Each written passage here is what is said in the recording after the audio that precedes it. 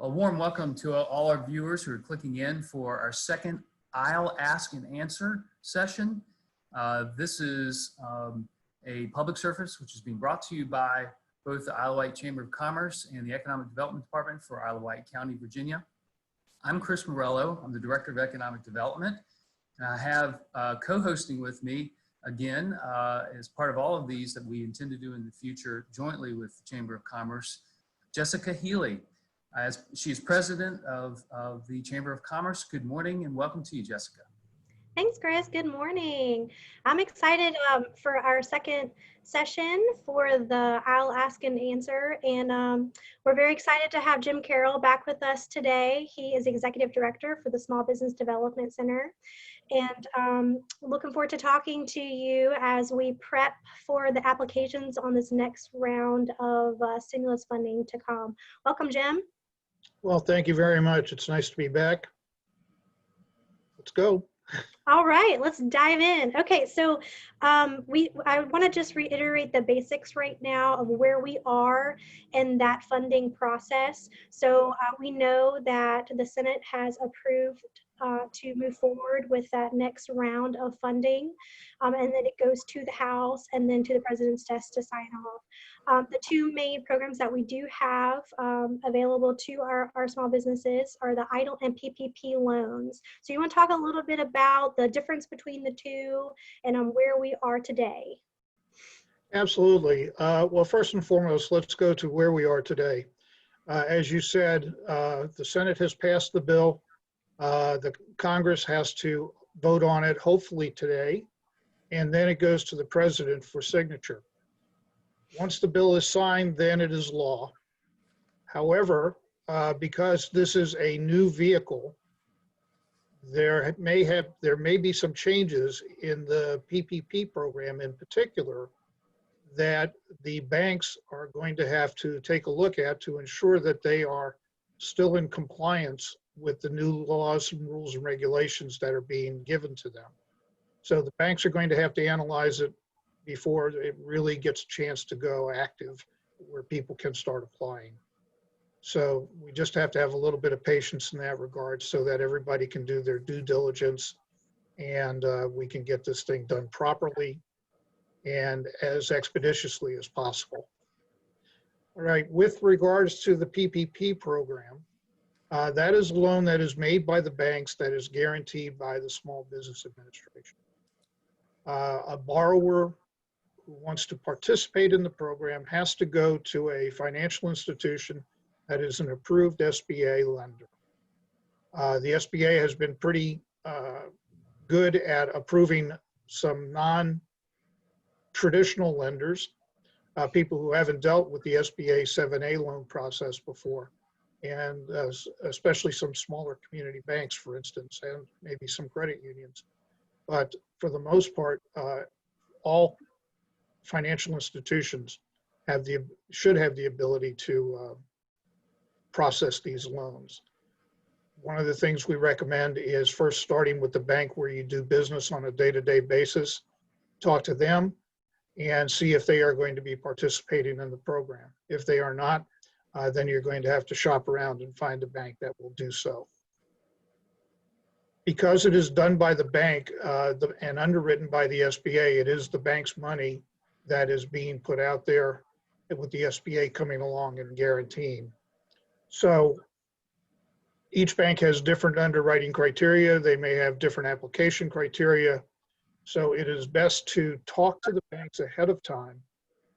See if you can download a loan package. I've been to several of the banks' websites, and they have the applications posted online that you can download in advance. And what I recommend is that you do that, take a look at the information that's going to be requested from you, and then fill it out so that when you go into the bank, you're ready to go with a full package, and there won't be any surprises or delays in the processing of that package. The EIDL loan program, or the Economic Injury Disaster Loan Program, is different in that, number one, it is a loan that is a direct loan from the federal government through the Small Business Administration. So the Small Business Administration does all of the underwriting, and they will do all the servicing and they will take care of the loan from the day it is approved and executed to the day it is paid off. Because it is done by the SBA, they have different underwriting criteria, but it's the same across the board. It won't vary from institution to institution. They have a streamlined loan process. Originally, if you wanted to apply for a EIDL loan, you had to fill out an 18-page, 5 separate form document that asked for a wide variety of information about your business, yourself, and what you were going to use the money for. When they announced the program crashed due to just the sheer number of large packages that were being stuffed through the electronic pipeline. So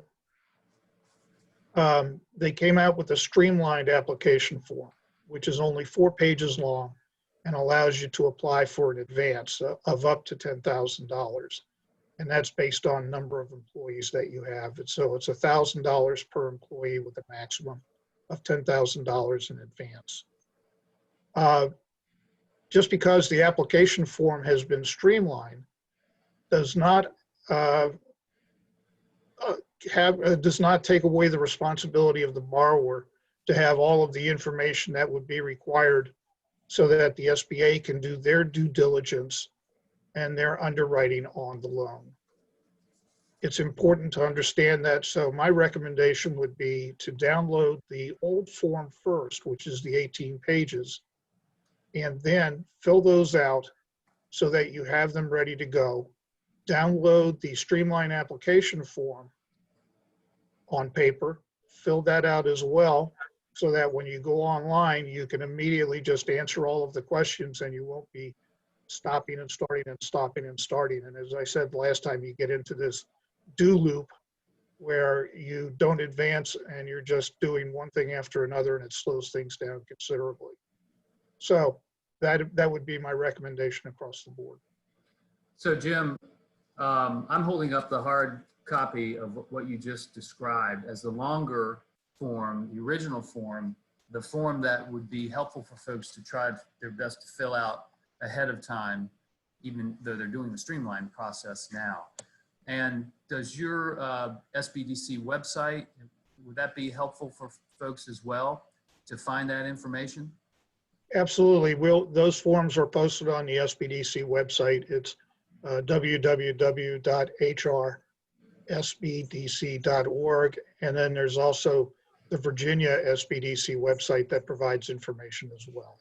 Okay, and I currently have up on the screen that I'm sharing for viewers the Virginia SBDC.org site. So that's Virginia spelled out, no punctuation, then SBDC.org, VirginiaSBDC.org. Correct. All right, thank you. I know that's going to be helpful to folks. And last but not least, if there's any questions, have them please reach out, email me, call me, and we will respond and give them the information they're seeking. So I know these programs anticipated, to be finalized by Congress and signed by the president soon. They're giving people some hopeful sense of relief, but there is still the notion that these are loans and people will be taking on significant debt. And surveys and studies, there are many of them out there that are suggesting that the public and other experts who are watching this very closely know that the economic recovery piece of all of this is going to be a longer time frame probably than the health-related recovery, and so that will mean very important things for folks who have gotten these loans as they look to their mid-term financial situation. Do you have anything to add to that notion? You really got the equation correct. The PPP loan in particular has a due date of 8 weeks from now, from 8 weeks from execution. And so that's 2 months. And if your business is not operational and generating a profit in that 2-month period, you may start to experience cash flow problems. Now, the SBA has also authorized a 6-month extension on the first payment. So that goes out to 8 months. But we don't know how long this medical emergency is going to last. But as you said, research has shown that the business emergency is going to last much longer than the medical emergency, because people, the customers, the marketplace, are going to have to get back into their old buying or get back into their new buying habits based on the new reality that's out there. So businesses may not be generating the same amount of sales that they need to service all the debt they're going to be taking on. It's a cautionary tale, but it's one that has to be understood. Jim, and Chris, just to kind of piggyback off of that, we know that the terms loan and grant have been thrown around quite a bit and interchanged with each other. Regarding the PPP loan and the EIDL loan, would you be able to kind of reiterate and explain that they are truly both loans, and that there is the option to forgive if you, especially with the PPP, up to 75%, if you use those funds correctly? I think that we do need to make the distinction as we are, as these loans are providing a sense of relief for these businesses, like you said right now, but 8 weeks down the road, when they have to start paying them back, or 6 months, or whatever it may be, to just reiterate that these are loans, and the forgivable option is just that. It's an option if used correctly. Can you talk a little more about that?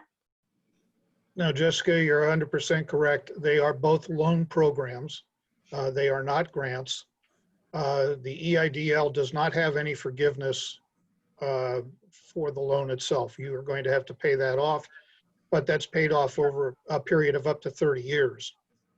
The PPP program, provided you use the funds correctly and you can document it through QuickBooks or any of your accounting systems and through your accountant or your CPA. However, you have the opportunity to get up to 75% of that loan forgiven.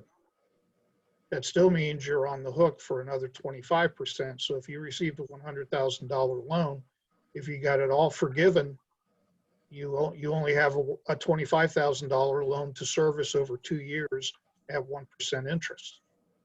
So it is just important to understand that there will be residual debt even if you do get parts of the PPP loan forgiven. And that's just, that's the reality of the program. Thank you, Jim. Thanks, Jim.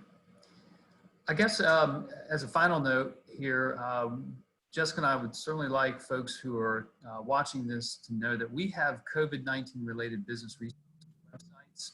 And I'm going to attempt to share a screen here with everyone that shows that, shows our URLs, but we're going to read these out loud because we know a lot of folks are actually calling in that are not able to watch the video, but they may be listening in, excuse me. So for Isle of Wight Chamber, if you would mind reading your URL, Jessica? Yeah, so you can go to www.theisle.biz, and we do have a tab up on the top there that has COVID-19, as well as a subsection where you can click as well to go to our COVID-19 page. And, just to add as far as resources, Jim, you are a staple in our chamber as you conduct the monthly consultations for our members and our business community. So I believe we do have one coming up in May 14th. Is that correct? Between 9 a.m. and 1 p.m. We're going to do it virtually. Absolutely. We will be doing it virtually from 9 to 1 on the 14th. All you have to do is contact the chamber. They'll put you on the schedule, and we'll have a Zoom set up so that we're ready to go and we can talk to anybody out in the Isle of Wight, Smithfield area. Yeah, awesome. We really look forward to hosting you every month. And I think it's vital now more than ever that if businesses are looking for, someone to talk to and run ideas by or just gain, general information as we're working our way through all of this, that they schedule an appointment with you. So you can reach out to us. There's a contact us button on our website, or you can email us at chamber@theisle.org, and we will get you set up with that one-on-one with Jim. Thank you, Jessica. Yeah, and for our economic development, we have on URL www.insidetheisle, no punctuation.com. That's insidetheisle.com. And what we try to do is, of course, load the latest information into that for folks who need to find out information about the SBA programs, about other important, even Virginia-based potential opportunities for grants and loans that we're coming across and feel are important to have up on that website. And the other thing that we're trying to do is, of course, we have a newsletter that we put out. We just had one go out electronically by eBlast, and we have well over 500 folks receiving that. That's our list. But we do get a little concerned that maybe that goes into a spam filter or doesn't make it out of a spam filter, ends up in a junk mailbox or what have you. If you are interested in receiving that newsletter and you don't believe you're on the list, please let us know that. We will put you on the list if you're a business owner or an interested citizen. And of course, we will do on occasion email blasts that we believe have up-to-date and important information that businesses need to know now, as you do, Jessica. So what we're trying to do, and I think we've done a pretty good job of it, is to make sure our information is dovetailed together. So because we want our businesses to receive a lot of the same information, and we're making sure we're covering those bases the best way we can. Any final thoughts? None at this time. We've got a long road ahead of us. There are going to be some fundamental changes we are going to have to address in our professional and personal lives, and we just have to be flexible and keep a good attitude as we move forward. Right. Agreed. Yeah, thank you so much, Jim, again, for your time and sharing your expertise and knowledge with us as we are coming together to help the citizens and businesses of Isle of Wight County. Well, thank you very much for having me. I appreciate it. All right, everyone, have a good day. We'll post this as soon as we can get the URL. And we thank everybody for their attention. Comments are welcome. Take care, everybody. Bye. Bye. Okay.